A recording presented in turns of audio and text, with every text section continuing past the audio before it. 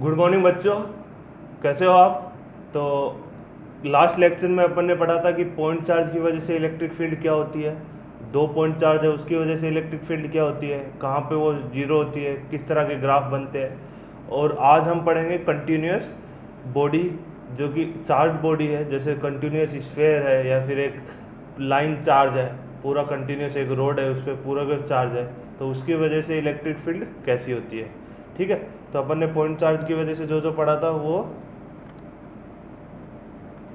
जैसे ये पढ़ा था कि कहाँ पे इलेक्ट्रिक फील्ड जीरो होती है, तो अलग अलग पॉइंट पे इलेक्ट्रिक फील्ड निकाली और उसको इक्वेट कर दिया। सिमिलरली ये ग्राफ पढ़े थे, ठीक है, ये जो मैंने आपको कहा था कि घर पे ट्राई करना।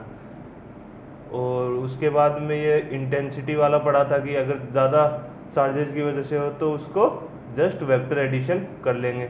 ये सिंगल चार्ज के ग्राफ्स है।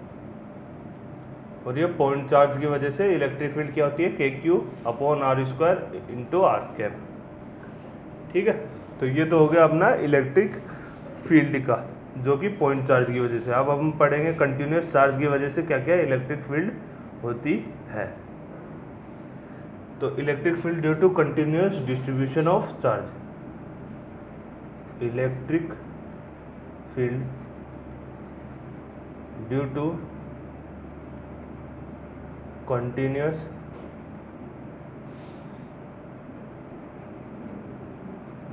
distribution of charges। ठीक है, electric field due to continuous distribution of charges, ये हम पढ़ेंगे। जैसे मान लो ये एक कंटिन्यूस बॉडी है, इस पे पूरे पे चार्ज है, तो मेरे को यहाँ पे इलेक्ट्रिक फील्ड निकालनी है। तो मैं क्या बोलूँगा कि इसका मैंने एक छोटा एलिमेंट लिया, इधर एक छोटा एलिमेंट लिया, इधर एक छोटा एलिमेंट लिया, ऐसे मैं इनफाइनाइट छोटे छोटे एलिमेंट लूँगा। जैसे मान लो ये डी क्यू एलिमेंट लिया, ये डी क्यू एलिमेंट लिया, ये डी क्यू एलिमेंट लिया। या फिर आप इसको ऐसे मानो कि मैं डेल्टा क्यू एलिमेंट ले रहा हूँ, डी क्यू में अभी नहीं जाते हैं, अभी मान लो कि डेल्टा क्यू एलिमेंट ले रहा हूँ। ठीक है, सॉरी सॉरी। ठीक है, तो जैसे ये कंटिन्यूस डिस्ट्रीब्यूशन है,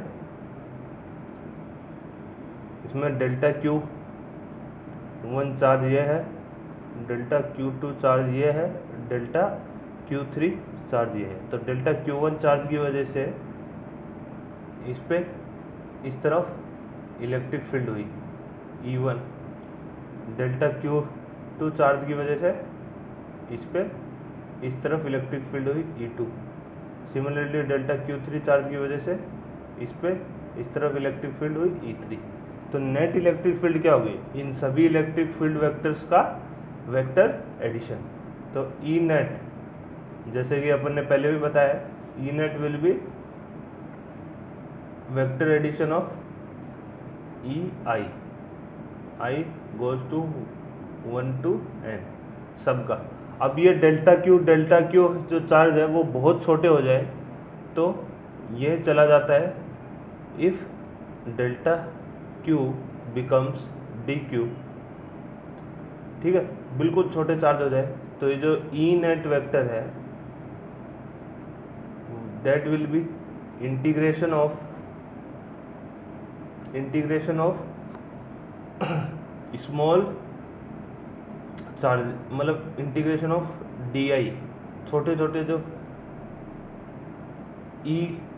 छोटे छोटे जो इलेक्ट्रिक फील्ड आएंगे डी क्यू की वजह से, उसका इंटीग्रेशन हो जाएगा। E net will be integration of D small, जैसे अभी समीशन है ई का, वहाँ पे स्मॉल इलेक्ट्रिक फील्ड्स का इंटीग्रेशन हो जाएगा। तो ये आ गया यहाँ पे अपना छोटा सा फॉर्मूला, इसको याद रखने की जरूरत नहीं है, बस बेसिक कॉन्सेप्ट सा है। ठीक है, अब हम बात करते हैं कि अगर लीनियर चार्ज डिस्ट्रीब्यूशन है तो अपन बेसिकली यही करेंगे, छोटा डी क्यू एलिमेंट की वजह से निकालेंगे और फिर उसको इंटीग्रेट करेंगे ताकि अपना ये निकल के आ सके ई नेट। एग्जाम्पल देखने से पहले अपन देखेंगे कि अगर लीनियर चार्ज डिस्ट्रीब्यूशन है, पहला केस, 3 केस होंगे। पहला केस लीनियर चार्ज डिस्ट्रीब्यूशन, अगर लीनियर चार्ज डिस्ट्रीब्यूशन है तो लीनियर चार्ज डिस्ट्रीब्यूशन में क्या होगा कि जो चार्ज डेंसिटी होगी, linear charge density, linear charge distribution मतलब कि एक ही डायरेक्शन में चार्ज डिस्ट्रीब्यूट हो रहा है, यानी इस तरह से एक ही डायरेक्शन में चार्ज डिस्ट्रीब्यूट है कंटिन्यूस, जैसे एक रोड है जिस पर कंटिन्यूस चार्ज डिस्ट्रीब्यूट है, तो इधर लीनियर चार्ज डेंसिटी का फंडा यूज होता है। लीनियर चार्ज डेंसिटी मतलब कि charge per unit length, charge per unit length, ठीक है। तो यहाँ पे आएगा linear charge density, linear charge density is charge per unit length, जैसे इसकी लेंथ L है और टोटल चार्ज मान लो इस पे Q है, तो डेट विल बी Q/L। तो ये हो गई इसकी लीनियर चार्ज डेंसिटी। अब लीनियर चार्ज डेंसिटी अपन क्यों लिख रहे हैं ये मैं आपको बाद में बताऊंगा। लीनियर चार्ज डेंसिटी को लैम्डा से भी डिनोट करते हैं, ठीक है। तो लीनियर चार्ज डेंसिटी आ गई। उसके बाद अगर एक 2D एरिया पे चार्ज डिस्ट्रीब्यूट है तो उसको बोलेंगे एरियल चार्ज डेंस डिस्ट्रीब्यूशन, मतलब एक एरिया पे चार्ज डिस्ट्रीब्यूशन, जैसे पूरी डिस्क पे चार्ज डिस्ट्रीब्यूट है। तो दूसरा हो गया areal charge distribution. Areal charge distribution मतलब मान लो ये डिस्क है, इस पूरी डिस्क पे चार्ज डिस्ट्रीब्यूट है, क्यू चार्ज है, इसका एरिया ए है, ठीक है। तो यहाँ पे एरियल चार्ज डेंसिटी आएगी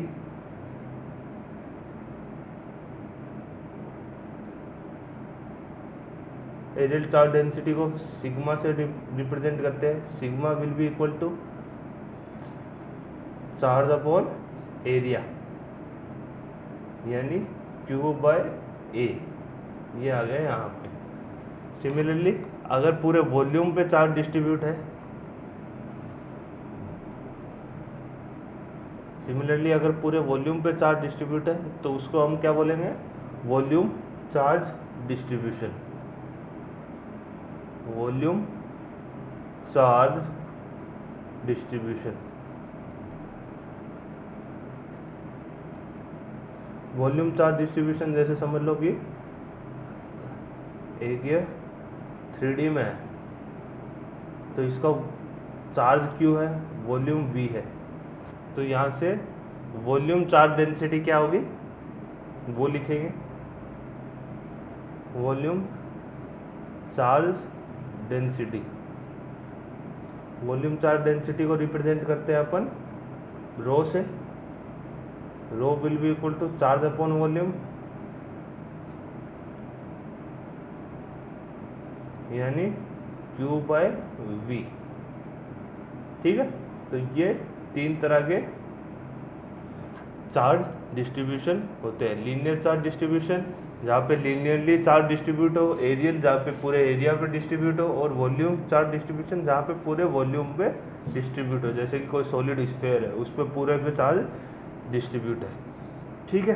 तो इस सब का यूज़ अपन डेरिवेशंस में करेंगे, इसलिए ये सब मैंने पहले ही डिफाइन कर दिए। अब चलते हैं डेरिवेशंस की तरफ। सबसे पहला डेरिवेशन अपन करेंगे वो है field of a ring charge. एक रिंग है, उसकी वजह से एक्सिस पे कितना चार्ज होगा वो अपन देखेंगे। तो जो पहला है वो है field of ring charge.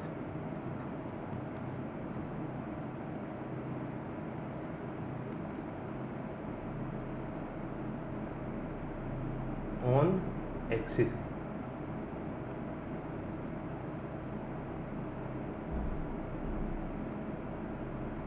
Axis पे कितना होगा, ठीक है।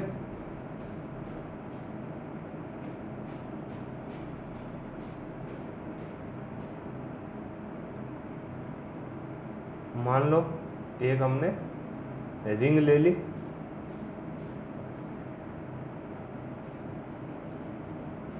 ठीक है। अब इस रिंग की वजह से मेरे को यहाँ पे इलेक्ट्रिक फील्ड निकालनी है।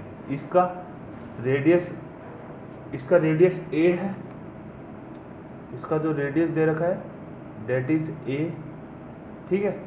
और इस पे चार्ज दे रखा है वो है क्यू, कूल।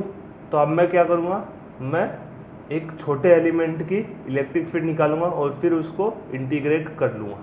तो सब अज्यूम करें मैंने बिल्कुल ऊपर वाले पॉइंट लिया, इसका चार्ज हो गया डी क्यू, ठीक है, इसका चार्ज हो गया डी क्यू। तो इस डी क्यू की वजह से, और ये मान लो ये लेंथ एक्स हो गई, ये जो डिस्टेंस है ये मान लो एक्स है, ठीक है। तो इस डी क्यू की वजह से इलेक्ट्रिक फील्ड कुछ इस डायरेक्शन में आएगी, ई एक्स डी ई जो आएगी वो इस डायरेक्शन में आएगी। अब इसके मैं क्या करूँगा, इसके मैं दो कंपोनेंट करूँगा, एक तो E x D E x और एक डी ई वाई, दो कंपोनेंट करूँगा, कूल है। तो अब पहले मेरे को करना क्या है, अज्यूम करो कि ये थीटा है, ठीक है। तो ये वाली लेंथ कितनी हो गई, थीटा में नहीं जाते हैं, हाँ थीटा में नहीं जाते हैं, थीटा को हटा देते, थीटा से ज़्यादा कंफ्यूज हो जाएगा, ठीक है। तो ये a है, ये x है, तो ये जो r है that will be under root of a square plus x square, ठीक है। ये हो गए। तो अब मैं d की वैल्यू लिखूँगा, जो इलेक्ट्रिक फील्ड पॉइंट चार्ज की वजह से क्या होती है, पॉइंट चार्ज की वजह से होती है के Q upon are square into R cap. तो मैग्नीट्यूड लिखना हो तो मेरे को डी ई लिखना हो तो D E will be K Q, Q क्या है D Q upon are square यानी a square plus x square. तो ये डी की वैल्यू आ गई। अब मुझे डी ई एक्स निकालना है। तो अगर ये थीटा है, ये थीटा है, तो D E x will be D E cos theta, right, D E cos theta, D E cos theta. अब यहाँ पे कोस थीटा की वैल्यू लिखेंगे तो कोस थीटा क्या हो गया, D E cos theta will be x upon D E into x upon under root of a square plus x square. ये अपना हो गया डी ई एक्स, कूल। तो ये समझ में आया ये कैसे लिखा, डी ई एक्स, ये भी समझ में आया कैसे लिखा। अब डी ई एक्स को मैं लिख लेता हूँ, तो D E x will be के D Q into x upon A square plus x square की पावर 3/2। ये हो गई डी ई एक्स, कूल। अब डी ई एक्स तो ये हो गई। अब मेरे को टोटल डी ई एक्स निकालना है, तो मैं इसको क्या करूँगा, इंटीग्रेट करूँगा। तो अगर मेरे को ई एक्स निकालना है, E x will be integration of D X, right. तो E x will be integration of D X, तो इसको इंटीग्रेट करूँगा K X D Q upon A square plus x square की पावर 3/2। अब देखो यहाँ पे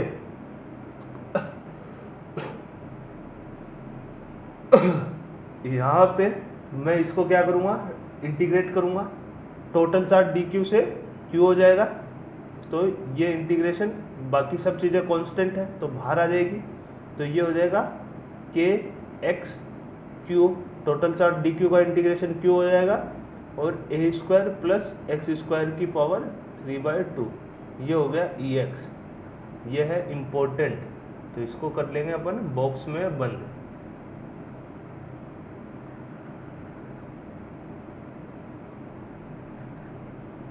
इधर देखो डी क्यू का इंटीग्रेशन, यहाँ से integration of D Q will B Q, ये यूज़ किया मैंने, और के x upon A square plus upon ये जो भी अंडर रूट में 3/2 की पावर में ये सब बाहर आ जाएगा, तो ई एक्स की वैल्यू ये हो जाएगी। अब रही बात ई वाई की, तो ई वाई के लिए देखो इसका ई वाई इतना है, और मैं अगर नीचे वाला पॉइंट लेता हूँ बिल्कुल नीचे वाला, तो इसकी वजह से भी एक इलेक्ट्रिक फील्ड आएगी, ठीक है, जिसके इधर की तरफ आएगी डी ई, उसके भी दो कंपोनेंट होंगे, एक डी ई वाई ऊपर जाएगा, एक डी एक्स होगा। तो जो ये डी वाई है और जो ये डी वाई है वो कैंसिल हो जाएंगे, यानी जो अपोजिट वाले हैं उसकी वजह से वाई एक्सिस में कोई भी इलेक्ट्रिक फील्ड नहीं बचेगी। तो इसको मैं अच्छे से लिख देता हूँ, in Y axis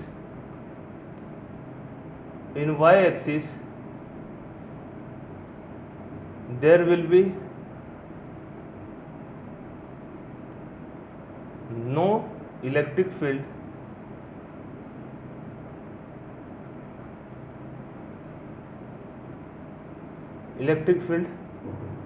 due to क्योंकि ये कैंसिलेशन हो गया है, due to cancellation of electric field at the opposite end, due to cancellation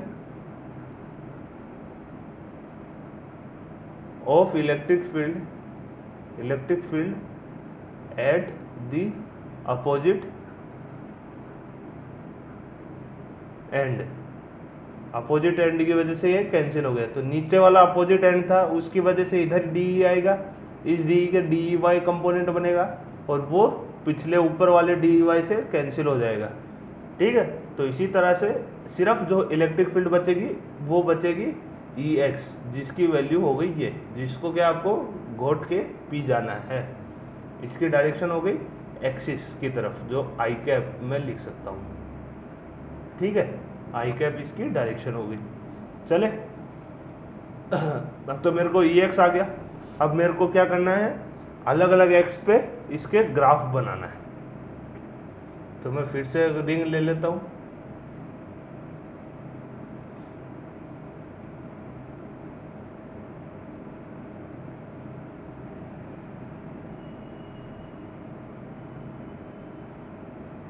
ठीक है।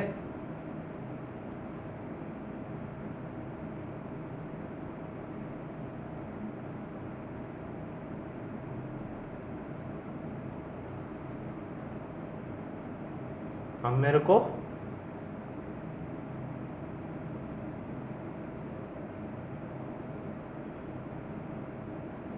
ग्राफ बनाना है, ठीक है। तो देखो ग्राफ बनाने के लिए फॉर्मूला ये रहा, अब मेरे को डायरेक्ट देखना है x इक्वल टू 0 पे क्या होगा, ई एक्स विल बी 0। ग्राफ बन रहा है ई एक्स वर्सेज एक्स का, ठीक है। तो ई एक्स पे x इक्वल टू 0 पे ई एक्स विल बी 0, तो पॉइंट आएगा यहाँ पे, right. x equals to infinite पे E x will also be 0, क्योंकि नीचे वाली पावर ज़्यादा है, लिमिट निकालोगे तो नीचे वाली पावर क्या है, x की पावर 3 के प्रोपोर्शनल है, ऊपर x की पावर 1 है, तो यहाँ पे ex की वैल्यू क्या होगी 0, तो ex जाएगा 0 की तरफ। Similarly x tends to minus infinity, ex will be 0, ex will be 0, तो यहाँ पे भी 0 है, बीच में भी 0 है, यहाँ पे भी 0 है। तो अब मैं क्या करता हूँ, इसको डिफ्रेंशिएट करके देखता हूँ। डिफ्रेंशिएट करके देखा मैंने D E x upon x, तो मेरी वैल्यू क्या आई, इसको डिफ्रेंशिएट किया तो के x Q upon A square plus x square की पावर 3/2 को डिफ्रेंशिएट करना है डी एक्स की टर्म में। तो ये डिफ्रेंशिएशन मैं डिवाइड रूल से करूँगा, तो डिवाइड रूल से अगर मैंने इसको डिफ्रेंशिएट किया तो नीचे आया ए स्क्वायर प्लस एक्स स्क्वायर, नीचे आया इसका स्क्वायर वाई स्क्वायर 3 अपॉन, इसको बाहर लिया मैंने x square plus a square की पावर 3/2 और इधर आ गया के क्यू माइनस के क्यू एक्स इधर, और इसका डिफ्रेंशिएशन आएगा 3/2 ए स्क्वायर प्लस एक्स स्क्वायर की पावर हाफ इंटू 2x। तो ये 2 कैंसिल हो गया, तो ये इसका डिफरेंस है। इसको थोड़ा सा और सिंप्लीफाई किया इसको थोड़ा और सिंप्लीफाई करके इसको इक्वल टू 0 करते हैं। अगर dx 0 हो गया तो मेरे को स्लोप कहाँ पे 0 है वो पता चल जाएगा। तो इक्वल टू 0 पुट किया, तो यहाँ से मेरा क्या इक्वेशन आया, यहाँ से इक्वेशन आया x square plus a square into के क्यू भी कैंसिल हो जाएगा, इक्वल टू इधर से मेरा इक्वेशन आया, इक्वल टू नहीं रखते अभी, कंफ्यूज हो जाओगे आप।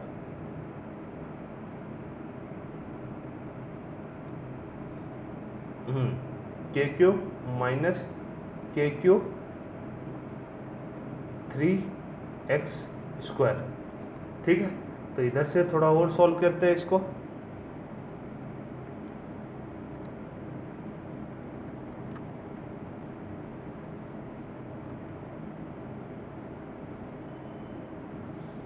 है ना, तो इसको और सॉल्व किया, इक्वल टू 0 पुट किया, तो इधर से क्या आया x square plus a square equal to 3x square.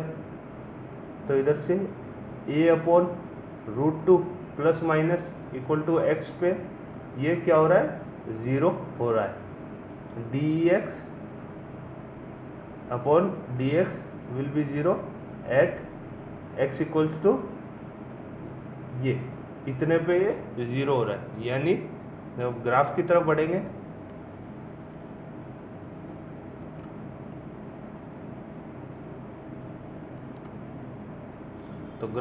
बढ़ेंगे तो कहीं a/√2 और माइनस a/√2 पे ये स्लोप 0 हो रहा है। तो यानी ये कुछ इस तरह से जाते हुए ऐसे जाएगा और ये कुछ इस तरह से जाते हुए इस तरह से जाएगा, ठीक है। तो ये वाली पॉइंट भी याद रखना है आपको कि a/√2 और माइनस a/√2 पे ये मैक्सिमम वैल्यू और मिनिमम वैल्यू देता है, ठीक है। तो इसकी वैल्यू भी निकाल के देखते हैं। तो ex at x equals to a/√2 निकाल के देते हैं। तो ex का जो फॉर्मूला है उसमें a/√2 पुट करते हैं। तो a/√2 पुट किया, तो इधर से ex की वैल्यू कितनी आई, के Q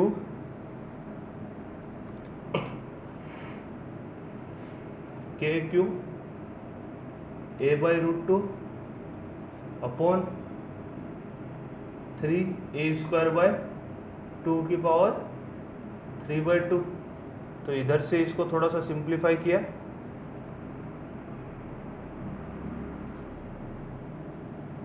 a² plus a²/2 3a²/2 की पावर 3/2 a/√2। तो इसको सिंप्लीफाई किया तो ये ex की वैल्यू आई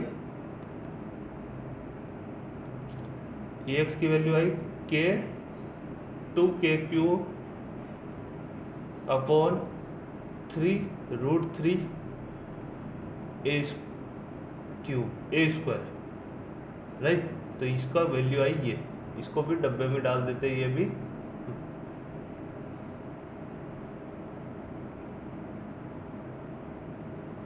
ये है ex की maximum value. ex maximum will be 2kq upon 3√3a², और ये आती है x इक्वल्स टू a/√2। तो आपको ये वैल्यू याद रखनी है और x इक्वल्स टू a/√2 याद रखनी है। बाकी मैक्सिमम वैल्यू तो इसमें पुट करने से आ जाएगी, ठीक है। तो अपन ने क्या किया फिर से देख लेते हैं। अपन ने एक ऊपर पॉइंट चार्ज रखा dq, उसकी वजह से de निकाला kq अपॉन r² से, फिर dx निकाला cos थीटा की वजह से, cos थीटा की वैल्यू रखी x upon a² plus x², उसकी वजह से इंटीग्रेट किया, इंटीग्रेट करके अपने को ex मिल गया kx Q upon A square plus x square की पावर 3/2, ये अपने को निकल गया। फिर अपन ने इसका ग्राफ बनाया, तो ग्राफ कुछ इस हिसाब से आता है। ई एक्स की value D x by D x zero किया ताकि अपने को पता चले कि ये स्लोप कहाँ पे जीरो हो रहा है। तो ये स्लोप जीरो होता है A by root two plus minus A by root two पे जीरो होता है, और वहाँ पे इसकी मैक्सिमम वैल्यू आएगी जो कि होगी ये ई मैक्स ई एक्स मैक्स जो है 2k³/3√3 ए स्क्वायर, ये इसकी maximum value. Minimum value -2k³/3√3 ए स्क्वायर। ठीक है, तो इस हिसाब से अपन ने पूरा इसको अच्छी तरीके से स्टडी कर लिया। कोई दिक्कत है? खुद से ट्राई करना इसको, है ना, स्टेप वाइज मैंने अच्छे से कर दिया है, खुद से यही रिजल्ट आने चाहिए। अब बात करते हैं दूसरे एग्जाम्पल की तरफ।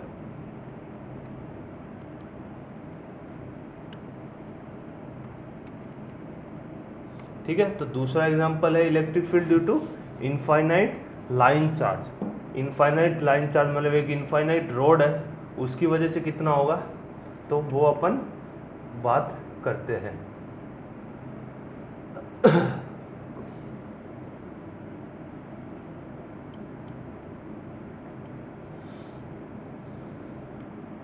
इनफाइनाइट की वजह की बजाय अपन बात करते हैं फिक्स्ड की बात करते हैं, फिर इनफाइनाइट पे चलते हैं। ठीक है, वो ज़्यादा अच्छा होगा।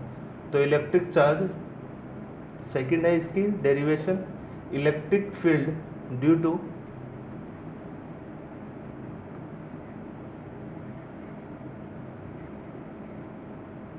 To fixed line charge.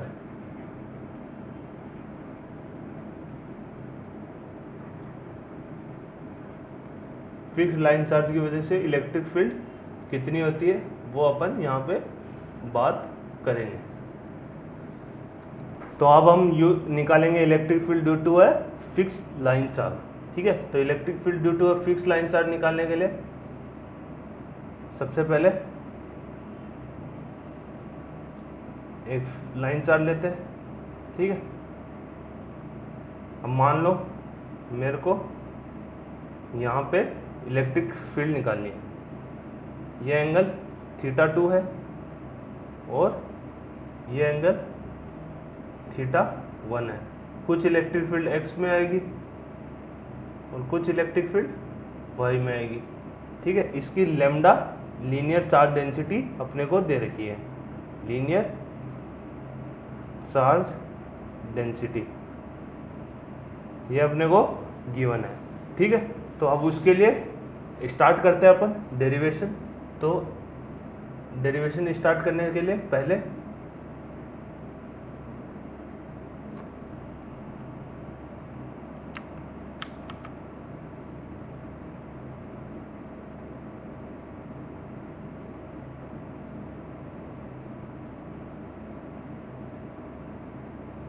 एक ये लाइन ड्रॉ करते हैं अपन।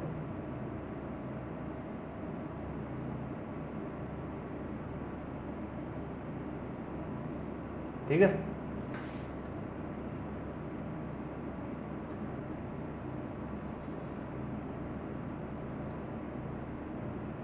तो यहां से मान लो मैंने एक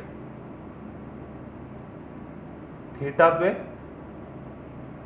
एक एलिमेंट ले लिया, यहाँ पे मेरे को इलेक्ट्रिक फील्ड निकालनी है ई एक्स और ई वाई, डी एक्स और D E Y.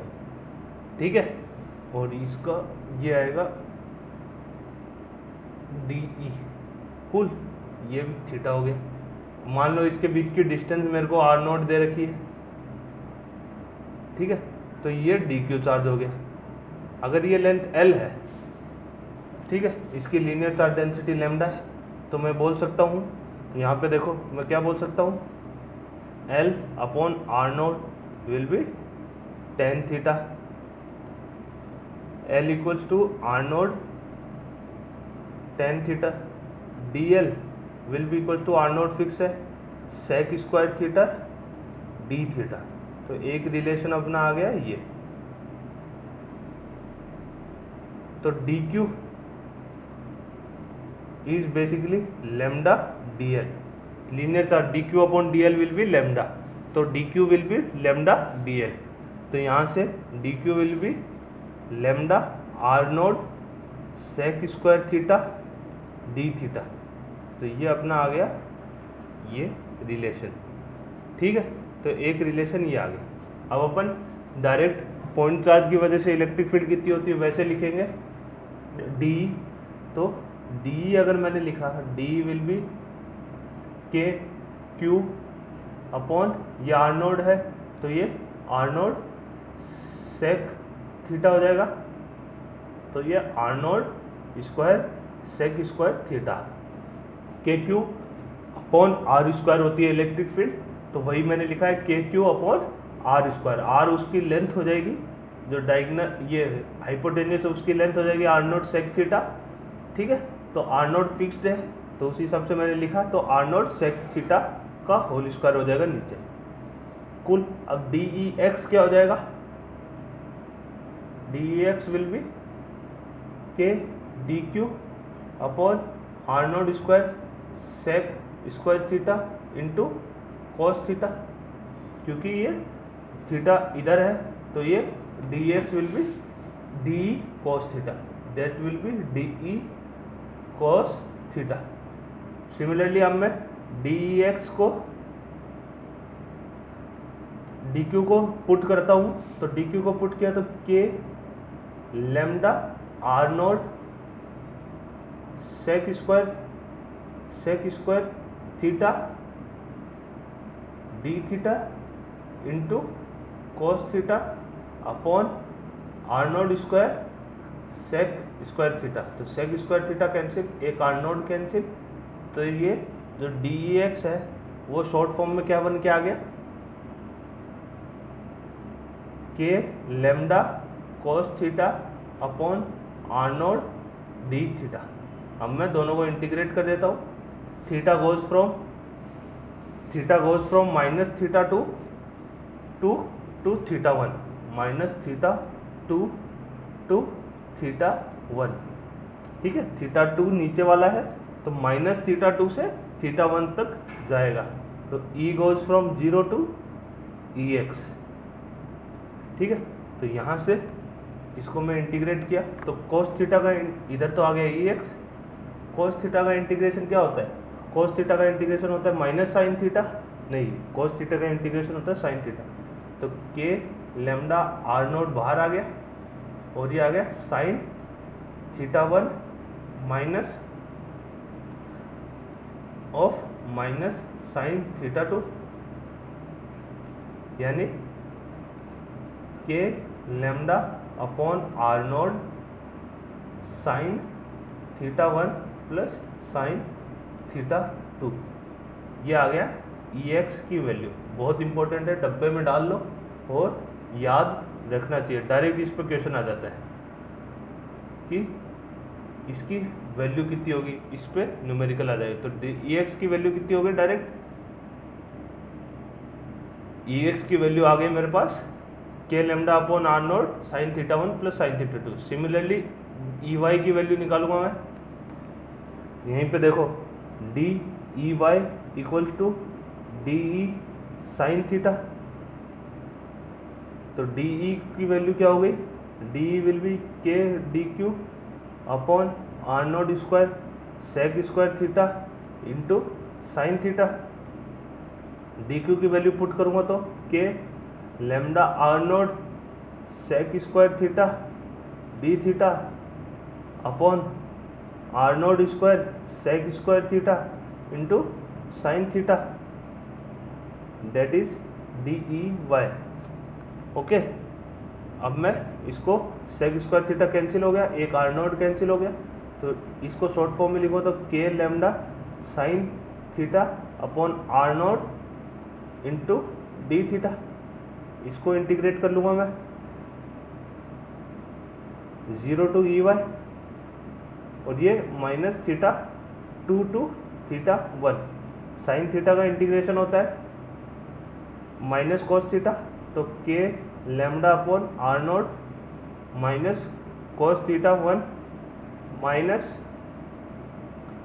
cos theta 2, cos of minus theta 2 that will be cos, नहीं cos थीटा होता है, तो ये प्लस होगा cos theta 1 minus cos theta 2, यानी इधर से इसको थोड़ा और सिंप्लीफाई किया तो k lambda upon are note cos, अच्छा माइनस होता है तो ये प्लस हो जाएगा और ये माइनस हो जाएगा, माय गॉड, ये हो जाएगा माइनस और ये हो जाएगा प्लस।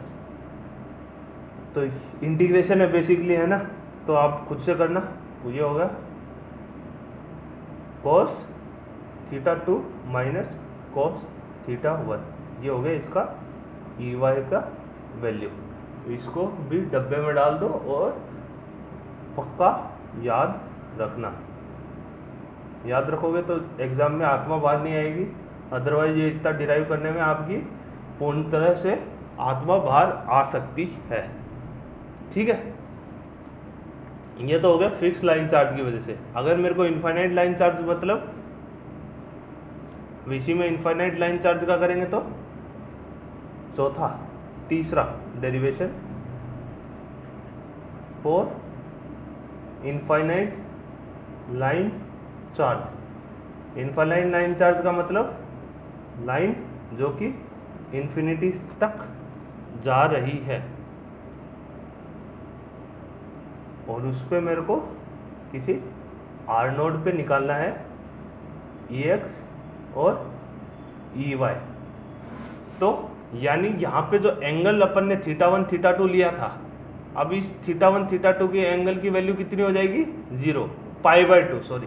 तो theta 1 will be equal to π/2 equal to theta 2, क्योंकि इनफाइनाइट तक है, इनफाइनाइट तक है तो एंगल की वैल्यू कितना हो जाएगी π/2, तो डायरेक्ट इसमें पुट कर देंगे। तो ई एक्स का वैल्यू था k lambda upon are nought sine theta 1 plus sine theta 2 that will be equal to theta 1 π/2 है, थीटा 2 भी π/2 है, तो ये आएगा 2k lambda upon are nought is E x. इसको भी डब्बे में डाल दो।